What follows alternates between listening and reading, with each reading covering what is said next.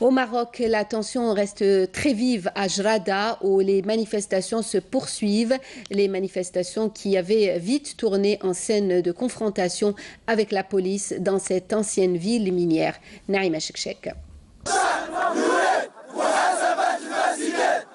Depuis mercredi dernier, les habitants de la localité de Jrada, 43 000 âmes, manifestent toujours leur colère contre leurs conditions de vie socio-économiques qu'ils jugent lamentables.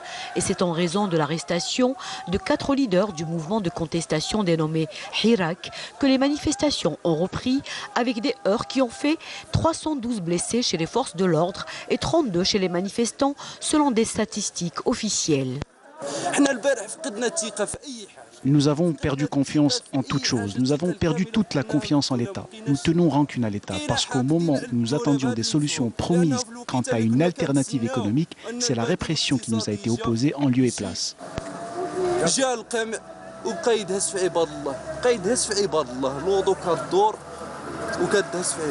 Ces jeunes travaillent pour nous, personne ne peut les nourrir, ni leur père ni leur mère.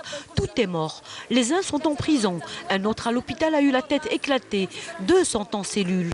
C'est la mort fin décembre dernier de 4 mineurs dans un puits de charbon qui a mobilisé la population dans cette ancienne ville minière de Jrada. Ce puits a depuis été fermé par les autorités, mais faute d'alternatives économiques, des travailleurs ont été contraints de continuer à exercer pour des barons du charbon. Des notables de Jrada dans des conditions jugées indignes.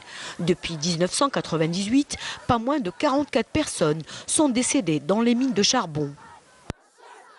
Moi, je suis un député de Rabat Océan, mais je suis député comme tous les députés du monde, je représente la nation marocaine. Donc c'était un devoir de venir. Il se passe des gros problèmes dans cette région, c'était un devoir de venir. Alors il se trouve, j'ai une coïncidence, j'ai des rencontres à Oujda et j'en ai profité pour venir connaître cette ville. C'est la première fois de ma vie que je viens dans cette ville et je l'ai vu, j'ai commencé par les puits qui nous rappellent le 19e siècle, c'est germinal.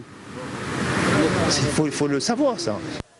Les autorités, elles, promettent de fermer tous les puits abandonnés avec un plan de reconversion pour les mineurs clandestins. Par-dessus tout, les manifestants réclament une alternative économique aux mines de la mort, comme ils les appellent, et fustigent les barons du charbon, des élus locaux pour la plupart, qui revendent le charbon extrait dans des puits fermés grâce à des permis d'exploitation.